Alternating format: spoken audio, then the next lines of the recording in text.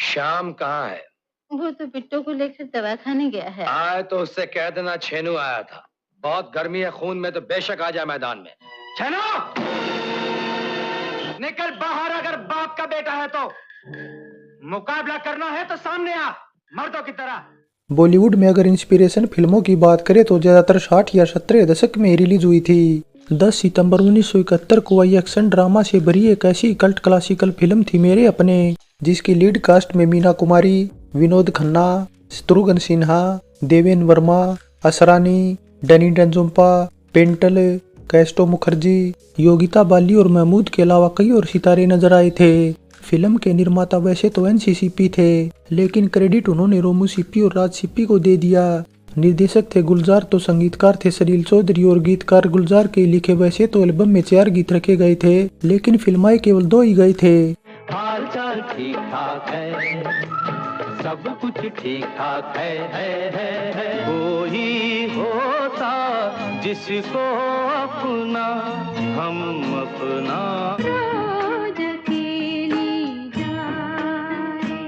गंगा तेरे ही किनारे लागे नैया। मेरे अपने का गीत संगीत अच्छा था, हालचाल ठीक ठाक और कोई होता जिसे अपना कह लेते सबसे ज्यादा सुने जाने वाले गीत थे। 2 घंटे 44 मिनट की इस फिल्म को अगर 7.6 आउट ऑफ 10 IMDb रेटिंग मिली है तो बजट इसका तकरीबन 45-50 लाख रुपए के आसपास था और रिलीज के बाद बॉक्स ऑफिस इंडिया पर ये 85 लाख की कमाई के साथ अब एवरेज रहकर 15वें नंबर पर थी। साल की सबसे कमाऊ फिल्म की बात करें तो 3 करोड़ 50 लाख की कमाई के साथ ब्लॉकबस्टर रहकर हाथी मेरा साथी टॉप पर थी। तो ये तो बात रही मेरे अपने से जुड़ी कास्ट, बजट और कमाई के कुछ आंकड़ों की। अब बात करते इसके अनसुने किस्सों की।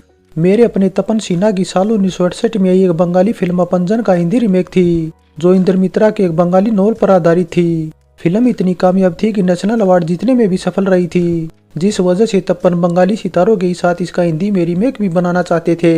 इसलिए उन्होंने गुलजार को कहानी का हिंदी में अनुवाद कराने के लिए कोलकाता बुला लिया, लेकिन गुलजार को उनकी प्लानिंग ठीक नहीं लगी। वे और ज्यादा फायदा उठाने के चक्कर में थे, इसलिए उन्होंने बजाय हिंदी में अनुवाद करने के तपन से राइट खरीदने की बात चला दी और तपन को फायदा लगा तो उन्होंने गुलजार को राइट्स बेच दिए। जिसके बाद गुलजार ने इसकी कहानी में बहुत से बदलाव किए और तकरीबन 40% तक कहानी बदल डाली। हालांकि गुलजार इससे पहले ज्यादातर गीत और डायलॉग लिखने का काम करते थे, लेकिन साल 1970 में आई उमंग के बाद वे कहानियां भी तैयार करने लगे और मेरे अपने के साथ तो उन्होंने गुड्डी की कहानी भी तैयार की थी, जो मेरे अपने से केवल 2 हफ्ते बाद ही रिलीज हुई थी। मेरे अपने के निर्माण के लिए गुलजार ने जब निर्माता एनसीसीपी से संपर्क किया तो वे पैसा लगाने को तो तैयार हो गए, लेकिन गुलजार के निर्देशन करने से खुश नहीं थे। सिप्पी चाहते थे कि फिल्म का निर्देशन ऋषिकेश मुखर्जी करे, लेकिन गुलजार खुद निर्देशन करने पर अड़ गए। और बेशक सिप्पी फिल्म के निर्माता थे, लेकिन ज्यादातर मौकों पर गुलजार की चली। कास्टिंग के दौरान भी कुछ ऐसा ही था, क्योंकि सिप्पी दादी की भूमिका निम्मी को सौंपना चाहते थे, लेकिन गुलजार छाया देवी को चाहते थे, जो इसके बंगाली वर्जन में भी थी। हालांकि वे मीना कुमारी के नाम पर भी सहमत थे, जिस पर बाद में एनसीसीपी के बेटे रोमू सिप्पी ने भी मोहर लगाते हुए उन्हें साइन कर लिया। हालांकि मीना उस वक्त काफी बीमार थी, इसलिए उन्होंने मेन सीन की शूटिंग तो समय पर पूरी की, लेकिन गंगा की बारी गोद में और रोज अकेली आई जैसे गीत की शूटिंग नहीं कर पाई, क्योंकि अंतिम दिनों में उनकी सेहत इतनी खराब हो गई कि सेट पर आने की उनकी हिम्मत ही नहीं थी। वैसे उस दौर में किसी फिल्म की शूटिंग पूरी करने में महीनों लग जाते थे, लेकिन मेरे अपने की शूटिंग रिकॉर्ड 40 दिनों में पूरी हो गई थी। वैसे मेरे अपने मीना की शूट की गई आखिरी फिल्म थी, क्योंकि इसके बाद 31 मार्च 1972 को उनकी मौत हो गई। वैसे मेरे अपने के सेट पर किसी ने सबसे ज्यादा मस्ती मजाक किया तो मीना ही थी, जो अक्सर सभी युवा कलाकारों को मजाक कर हंसाती रहती थी। तू यहाँ बैठी क्या करे ये लड़कों में? उठ उठ अपने घर जा। मीना कुमारी के बाद अब बात दूसरे कलाकारों की भी कर ली जाए तो गुलजार ने हैंडसम विनोद खन्ना और शत्रुघ्न सिन्हा को मेन अभिनेता साइन किया था, जो इससे पहले नकारात्मक किरदारों के लिए जाने जाते थे, खासकर विनोद खन्ना। इसलिए मेरे अपने उनके करियर के लिए टर्निंग पॉइंट साबित हुई थी, क्योंकि बतौर मेन अभिनेता यह उनकी पहली फिल्म थी, जिसके बाद उन्हें न केवल मेन अभिनेता फिल्में मिलने लगी, बल्कि कुछ सालों बाद उनकी गिनती भारतीय सिनेमा के महान कलाकारों में भी होने लगी।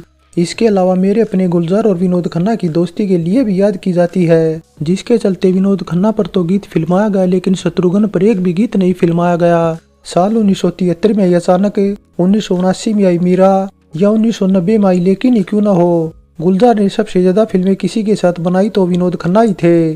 हालांकि गुलजार ने विनोद खन्ना वाला किरदार पहले संजीव कुमार और फिर राजेश खन्ना को भी ऑफर किया था, लेकिन दोनों ने महिला प्रधान फिल्म का हवाला देकर करने से मना कर दिया था, जिसके बाद गुलजार मायूस हो गए थे। लेकिन निर्माता एनसीसीपी ने अगर उनसे बेहतर ढूंढने की बात न कही होती तो गुलजार ऐसी स्टारकास्ट साइन नहीं कर पाते।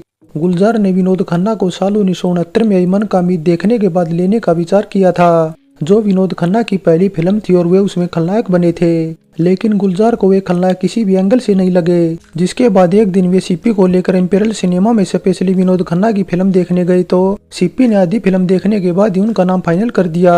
मेरे अपने बतौर निर्देशक गुलजार की पहली फिल्म थी, इसलिए वे कोई कसर नहीं छोड़ना चाहते थे, खासकर अदाकारी को लेकर, क्योंकि मीना कुमारी को छोड़कर सभी कलाकार नौजवान थे। इसलिए ज्यादातर सीन की शूटिंग करने से पहले वे कलाकारों के साथ रिहर्सल कर लेते थे। फिल्म के डायलॉग गुलजार ने खुद लिखे थे और सभी डायलॉग बेहतरीन थे, लेकिन फिर भी सबसे ज्यादा लोकप्रिय था शॉटगन शत्रुघ्न सिन्हा का बोला ये डायलॉग, जो आज भी उतना ही पॉपुलर है। श्याम कहाँ है? वो तो बिट्टू को लेकर दवा खाने गया है। आए तो उससे कह देना छेनू आया था। बहुत गर्मी है खून में तो बेशक आ जाए मैदान में।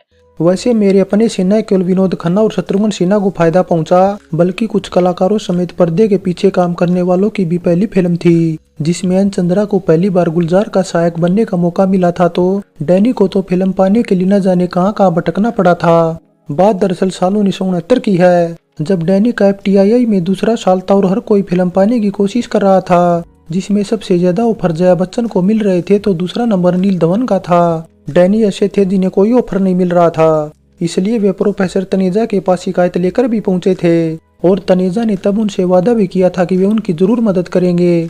लेकिन जया के बाद दूसरे नंबर से पास आउट होने के बावजूद भी वे कोई फिल्म साइन नहीं कर पाए, जिसके बाद वे निर्माताओं के घर के चक्कर लगाने लगे और इसी कड़ी में डैनी निर्माता निर्देशक मोहन कुमार के पास भी अपनी किस्मत आजमाने पहुंच गए, जिनके बंगले के गार्ड सिक्किम नेपाल के थे, इसलिए वे बंगले के अंदर भी पहुंच गए। लेकिन जब मोहन उनसे मिले तो उन्हें देखकर हंसने लगे और अभिनेता बनाने की बजाय उन्हें गार्ड की नौकरी ऑफर कर दी। इसी चक्कर में परेशान होकर डैनी चेतना और गुड्डी के सेट पर भी जाते, जहां जया और अनिल धवन अपनी फिल्मों की शूटिंग कर रहे थे।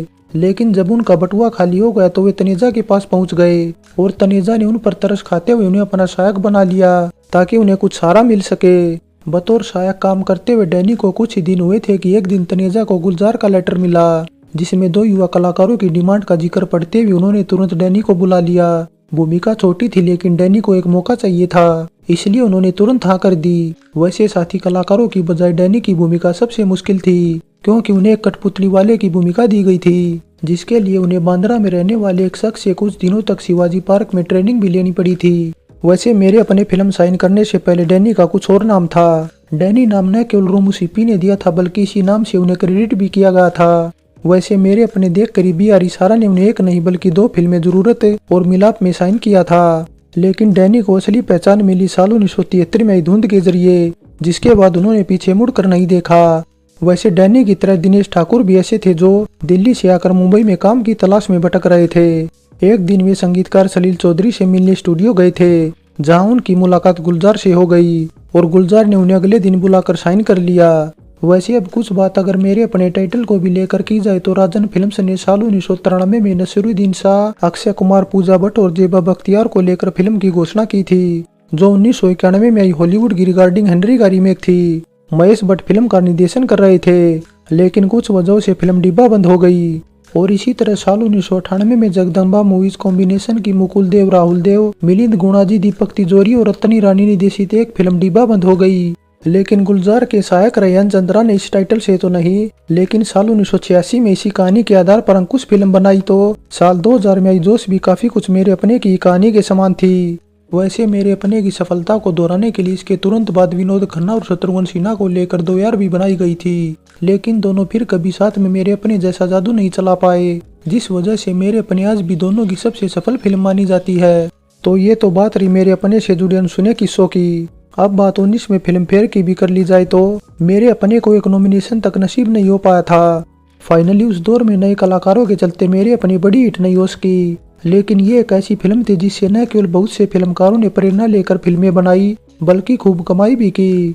बेरोजगार युवा भारतीयों पर फिल्माई मेरे अपने एक बेहतरीन फिल्म थी, जिसमें सभी कलाकारों की अदाकारी अच्छी होने के साथ डायलॉग भी अच्छे थे, जो खुद गुलजार के लिखे थे। वैसे गुलजार के निर्देशन में बनी न केवल ये पहली फिल्म थी, बल्कि कुछ लोग इसे उनकी सबसे बेहतरीन फिल्म भी मानते हैं। और बेशक फिल्म को आज हम विनोद खन्ना और शत्रुघ्न सिन्हा की वजह से देखना पसंद करते हैं, लेकिन मीना कुमारी की भूमिका कहीं भी फिल्म में कमजोर नहीं थी। इसलिए फिल्म फेयर में वे बेस्ट अभिनेत्री के अवार्ड की भी दावेदार थी, लेकिन अफसोस उन्हें नॉमिनेशन तक नसीब नहीं हो पाया।